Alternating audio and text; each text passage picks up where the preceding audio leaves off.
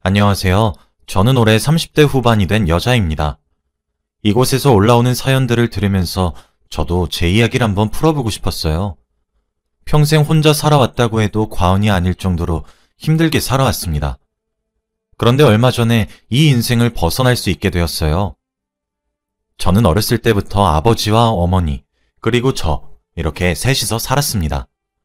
아버지가 사업을 하셔서 저희 집은 부유한 환경 속에서 살았죠. 하지만 전혀 행복하진 않았습니다. 저희 집은 항상 정적이 흘렀고 아무런 대화도 오가지 않았거든요. 아버지는 사업을 하느라 바쁘셔서 새벽 일찍 출근을 하시고 밤늦게 퇴근을 하셨습니다. 그리고 그때 저는 학생이었기에 공부를 하느라 바빴죠. 그런데 어머니는 집에만 계시지 않았고 매일같이 밖으로 나다니셨습니다. 늘 술을 먹고 만취한 채로 집에 돌아오셨고 항상 저와 아버지에게 막말을 하셨죠. 그런데 어머니가 이런 술버릇만 있으면 아무 말 안 했을 겁니다. 어머니는 대놓고 다른 남자를 만나고 다녔어요. 아버지가 왜 이혼을 안 하는 건가 궁금할 정도로 아버지가 출근을 하시면 저희 집에 항상 한 남자를 데리고 왔어요. 그러곤 둘이서 신혼부부처럼 하하호호 거렸습니다. 그 당시에 저는 사춘기 소녀였고 어머니의 그런 모습을 보고 정말 충격을 받았어요. 한창 예민할 시기에 어머니가 아버지가 아닌 다른 남자와 같이 붙어있는 걸 보니까 어찌할 바를 모르겠더라고요.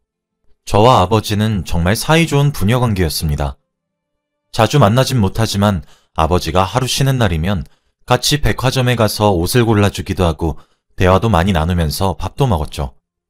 그리고 집에 돌아오면 같이 TV를 보면서 시시콜콜한 이야기를 나누었습니다. 전화도 물론 틈틈이 자주 했고요. 아버지와 워낙 친하다 보니까 제가 어머니의 불륜 사실을 전한다면 상처받을 아버지가 너무 걱정되었어요. 너무 속상해하실 것 같아서 차마 말을 못 꺼내겠더군요. 거의 매일같이 그 남자를 데리고 저희 집에 와서 둘이서 꽁냥거렸고 저는 그럴 때마다 방문을 닫고 나오지 않던지 아니면 집을 나가서 그 아저씨가 나갈 때까지 기다렸습니다. 그런데 어머니는 점점 당당해졌어요. 아버지의 퇴근 시간이 되면 항상 그 아저씨를 집으로 보내고 아무 일 없다는 듯이 행동했습니다. 그래서 저도 밖에 나갔다가 아버지의 퇴근 시간대 집으로 돌아오면 아저씨가 안 계셨어요. 그런데 어느 날은 그 시간에 집에 들어가니 당당하게 안방 침대에 둘이 누워있는 게 아니겠습니까? 저는 너무 놀라서 당장 나가야 한다고 소란을 피웠지만 오히려 어머니와 그 아저씨는 아무런 반응을 보이지 않았어요. 둘이서 아주 천천히 나갈 채비를 하고 있었고 저는 아버지가 들어오실까봐 긴장을 하고 있었는데 그때 현관문 비밀번호를 누르는 소리가 들렸습니다. 저는 기겁을 하고 몸이 돌처럼 굳어져 버렸죠. 아버지는 문을 열고 들어왔고 안방 안에 있는 저희 셋을 보고야 말았습니다. 저는 아버지가 혹시라도 제가 아버지를 속여왔다고 오해하실까봐 너무 걱정이 되었어요. 제가 어머니 편에서 매일 스파이 짓을 했다고 생각할 것 같았죠. 그런데 아버지는 놀라지 않으셨습니다. 안방에서 옷을 주섬주섬 입고 있는 어머니와 그 아저씨를 보고 동공이 흔들리긴 했지만 왠지 모르게 이미 다 알고 있는 것 같았죠. 어머니와 그 아저씨도 아버지가 그들의 관계를 이미 다 눈치챈 것을 알았는지 당황하지 않았죠. 놀라지 않은 채로 조용히 옷을 입고 현관문을 유유히 나가는 아저씨를 보고 너무 놀랐습니다. 아버지와 어머니 그리고 그 아저씨의 행동이 이상했어요. 그때는 상황이 당황스러워서 아버지의 행동이 이해가 납득이 되지 않았지만 지금에서야 생각해보면 아버지가 다 알 수밖에 없다고 생각합니다.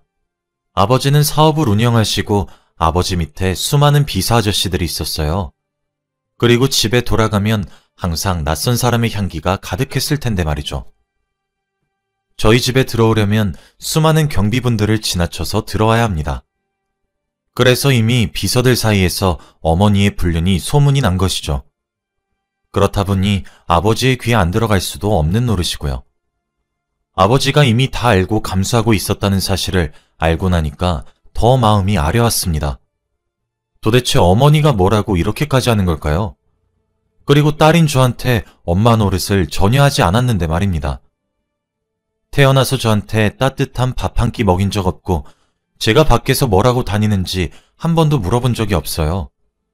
그런데 그렇다고 자기 남편한테 잘하는 와이프도 아니잖아요. 매일 다른 남자와 함께 우리 집에서 히히덕거리는데 어떻게 그게 우리 가족인가요? 그날 그 아저씨가 나가고 저희 집에는 다시 평소와 똑같이 정적이 흘렀습니다. 아버지는 늘 똑같이 혼자 밥을 드시고 계셨고 어머니는 안방에서 그 아저씨와 전화를 하고 있었고 저는 방 안에 있었죠. 이게 저희 집안의 평소 풍경이었죠. 그런데 저는 이렇게 평생 살아갈 줄 알았습니다. 하지만 하늘도 무심하시지 저희 아버지가 암에 걸리고 말았어요. 저는 처음엔 아버지가 점점 말라가시고 출근하는 날이 적어지셔서 이제 드디어 다른 사람한테 회사를 물려주는 건가 싶었습니다. 그런데 알고 보니 췌장암 말기라고 하더라고요. 저는 나름대로 아버지와 친하다고 생각했는데 그건 제 착각이었습니다. 매일같이 집에 의사 선생님께서 오시고 했던 게 그 이유더라고요. 결국 아버지는 병원에 입원을 하셔야 했고 저는 제가 자원해서 아버지의 병간호를 하기로 했습니다. 지금까지 아버지한테 너무 죄송한 것도 많았고 이게 마지막 기회일 수도 있으니 최선을 다하고 싶었거든요. 하지만 어머니는 아버지가 아프든 말든 전혀 신경을 쓰지 않았고 병원에도 찾아온 적이 없었습니다. 이미 다들 어머니한테 기대를 하지 않는 분위기라 별로 놀라지도 않았지만 말이죠. 저는 매일같이 학교가 끝나면 아버지의 병원으로 가서 병간호를 했고 공부도 거기서 하고 잠도 거기서 잤습니다. 거의 병실에서 살았다고 해도 무방하죠. 그런데 그럴 때마다 아버지는 오히려 저한테 미안하다며 얼른 집으로 돌아가라고 했어요. 하지만 저는 절대 그러지 않았습니다. 가끔씩 짐을 챙기러 집으로 가면 병원에서 입을 옷을 챙기는 저보고 어머니는 아이고 부녀간 게 절절해서 눈물이 다 난다 라며 비꼬면서 말을 했고 저희 집에는 아주 그 아저씨가 안방을 차지하셨거든요. 차라리 그런 집에서 사는 것보다는 병실에서 편안하게 사는 게 더 좋았습니다.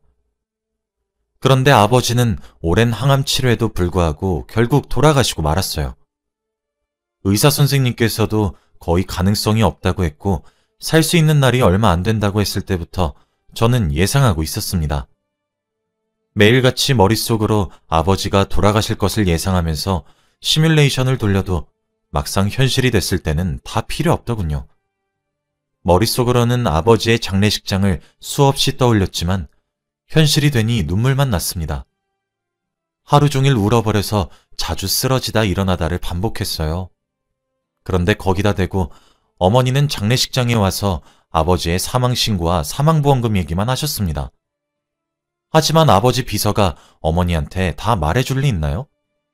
솔직히 마음 한켠에는 설마 아버지가 어머니한테 자신의 재산을 다 상속시켜 놓고 갔으면 어떡하나 걱정했습니다. 그런데 정말 다행스럽게도 아버지는 자신의 재산의 일부분을 사회에 환원했고 나머지는 저한테 남겨주셨어요.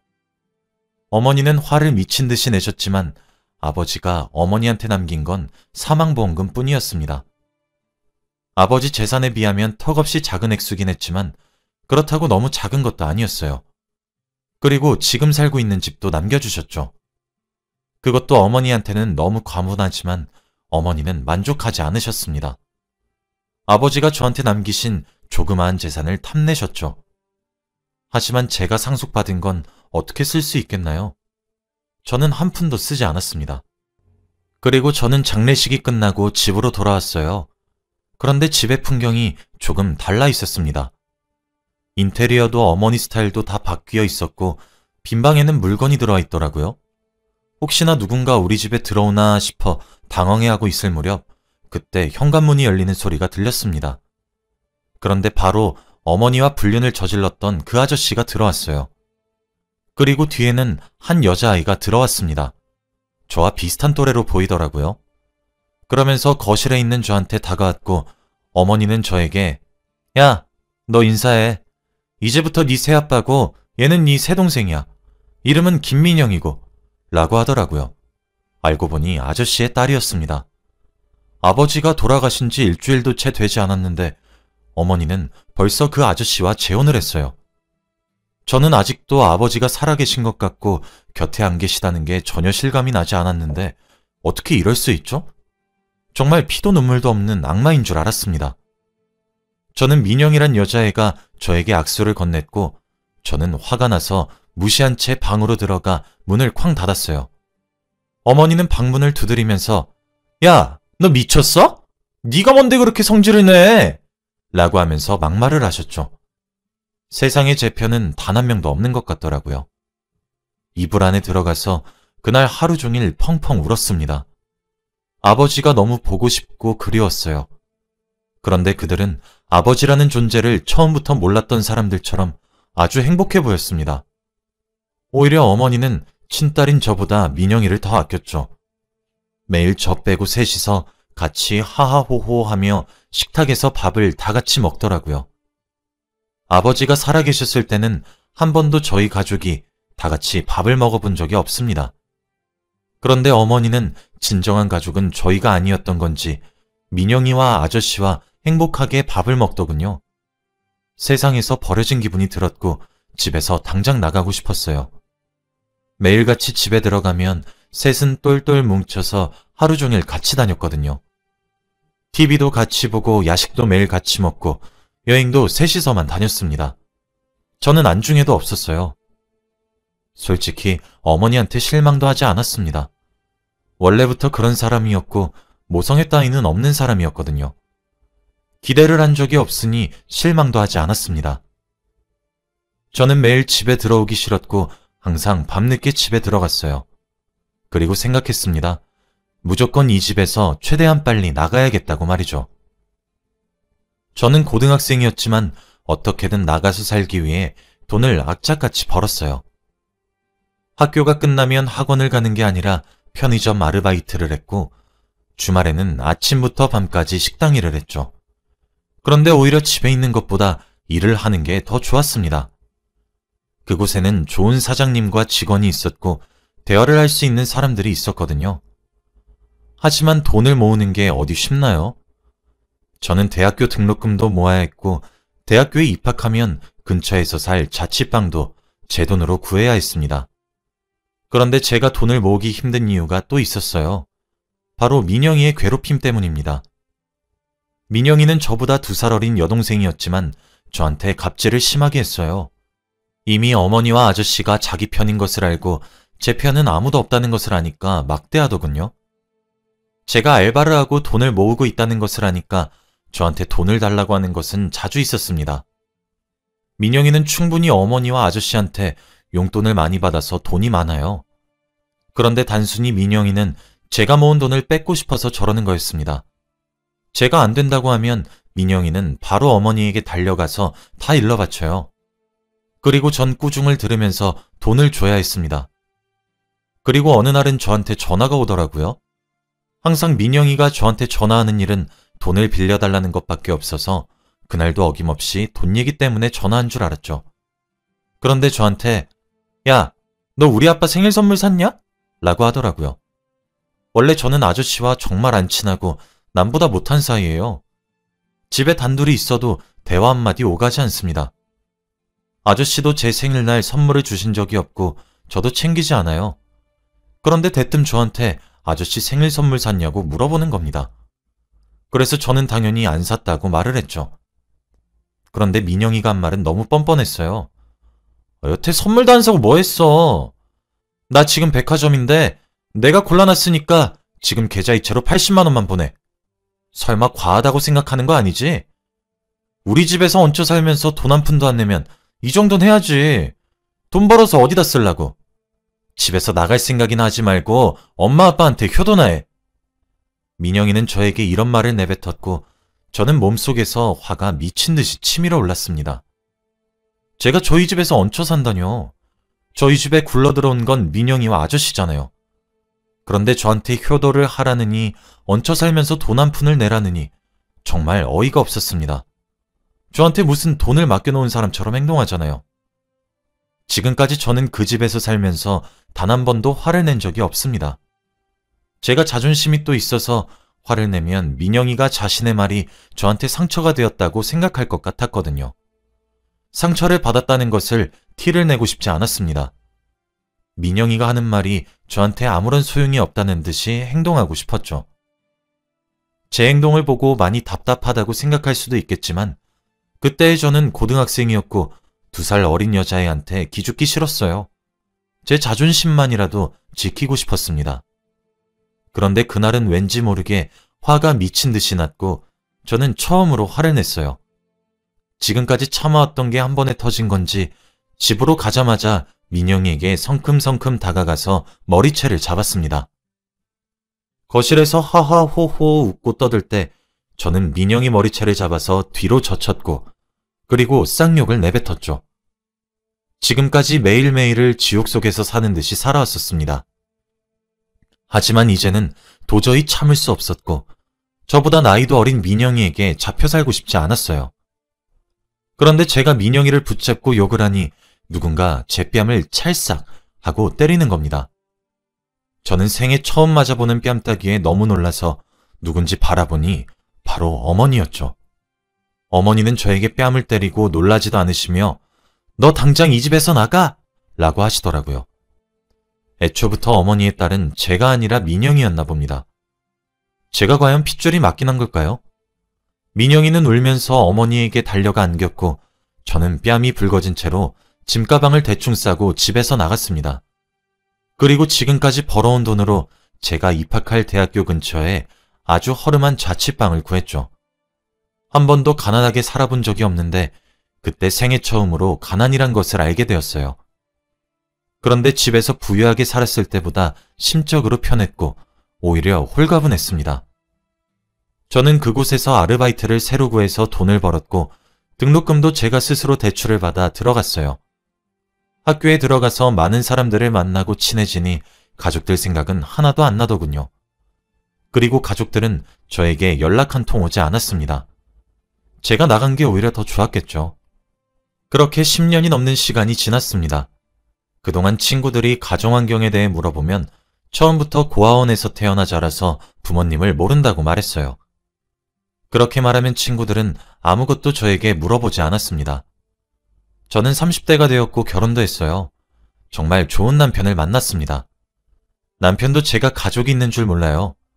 이미 가족관계 증명서에는 저밖에 없었고 결혼식도 올리지 않은 채로 결혼했기에 혼주석은 필요 없었습니다. 제가 고아라고 알고 있는 시부모님도 저를 너무 아껴주셨고 이런 과분한 사랑을 받아도 되는 걸까 싶을 정도로 딸처럼 대해주셨어요. 남편은 지방에서 일을 하고 있어서 저희는 주말 부부예요. 매주 집으로 오는 경우도 있고 한 달에 한 번 집으로 오는 날도 있었습니다. 결혼한 지 몇 년이 지났지만 아직까지 저희는 만나면 신혼부부 같아요. 저는 직장을 다니면서 서울에 있는 신혼집에서 살고 있었고 남편은 지방에 있는 회사를 다니고 있었죠. 그날도 여느 때와 다름없이 퇴근을 하고 집에 돌아왔습니다. 저는 항상 집에 혼자 남아 남편과 영상통화라든지 아니면 피곤해서 바로 잠이 들어요. 그런데 그날 누군가 저희 집 초인종을 누르더라고요. 시부모님은 항상 오실 때 연락을 주시고 오셨고 그때는 너무 늦은 시간이라 올 사람이 없었습니다. 인터폰으로 밖을 봐도 아무도 없었죠. 저는 누군가 싶어서 현관문을 열었는데 정말 뜻밖의 인물이었습니다. 10년 전 저와 인연을 끊었던 어머니와 민영이가 있었거든요. 둘은 거짓골로 저희 집 앞에 서 있었고 현관문을 열고 제 얼굴을 보자마자 저희 집으로 들이닥쳤습니다. 제가 이미 정신을 차렸을 땐 그들은 저희 집 소파에 앉아서 쉬고 있었고 너무 당황스러워서 말문이 턱 막혔죠. 10년 만에 보는 사람한테 무슨 민폐입니까? 저는 당장 나가라고 말을 했지만 그들은 제 말을 들을 리가 있나요? 자기네들끼리 저희 집 빈방을 이리저리 둘러보면서 싸운 짐을 풀고 있었습니다. 제가 경찰에 신고하겠다고 난리를 피웠지만 한 귀로 듣고 한 귀로 흘리고 있었죠. 그러면서 집이 없다고 합니다. 결국 빈털터리가 돼서 집을 팔았다고 하더라고요. 그래서 제가 이곳에서 산다는 것을 알고 왔다고 합니다. 어떻게 이렇게 양심이 없는 걸까요? 그래도 너무 늦은 시간이니까 딱 그날 하루만 재우려고 했습니다. 다음날 아침에 나가지 않으면 바로 경찰을 부르겠다고 못을 박았고 그들도 그렇게 하겠다고 했기에 저는 잠에 청했죠. 그런데 그 사람들이 나갈 사람일까요? 절대 나가지 않았습니다. 막무가내로 하루만, 이번 주만 이라고 하면서 마음대로 기간을 늘렸죠. 저는 출근 준비로 바빠서 허둥지둥하고 있으면 그들은 잠을 자고 있었습니다. 제가 없는 동안 저희 집에 귀한 물건이 없어지면 어떡하나 싶어서 귀중품들은 다 가지고 출근했어요. 그리고 퇴근하면 꼭 내쫓겠다는 생각으로 집을 나섰죠. 남편한테 말하고 싶었지만 남편이 걱정할 것이고 제가 고아라고 알고 있어서 자신을 속였다는 것을 알면 화를 낼 것 같아 아무 말도 하지 못했습니다. 그리고 며칠 뒤면 남편이 집에 돌아오는 날이기에 당장이라도 민영이와 어머니를 빼내야 했죠. 일하는 내내 그 생각만 머리에 가득해서 일에 집중이 되지 않았습니다. 상사분들도 이런 적이 없었던 제가 고민거리가 있는 것 같으니 조퇴를 하라고 하더라고요. 그리고 저는 감사하다는 말을 남긴 채 집으로 돌아갔습니다. 그런데 집으로 돌아가니 아주 난장판이더라고요. 둘이서 제 옷장을 마구 뒤적이면서 패션쇼를 하고 있었습니다. 자기네들은 이걸 입겠네 저걸 입겠네 하며 제 화장품도 맘대로 쓰고 있었죠. 제가 어젯밤에 그들을 내쫓아야 했습니다. 경찰을 불러서라도 저희 집에 들이면 안 됐었어요. 그런데 제가 집으로 와서 그들을 보고 놀라도 미안하다는 말 한마디 안 하더라고요.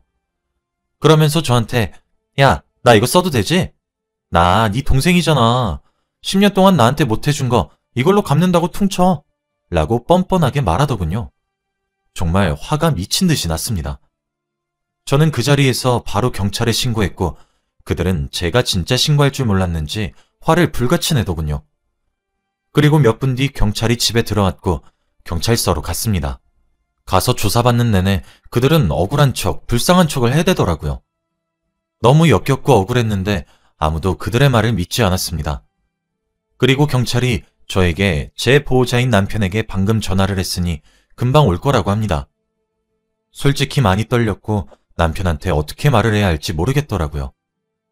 저희 셋이서 투닥투닥 하며 싸우고 있었고 몇 시간이 지나고 남편이 경찰서로 들어왔습니다. 이미 경찰에게 상황을 다 들은 건지 저를 보고 아무 말도 하지 않더라고요. 그런데 남편의 얼굴을 보자마자 눈물이 나는 겁니다.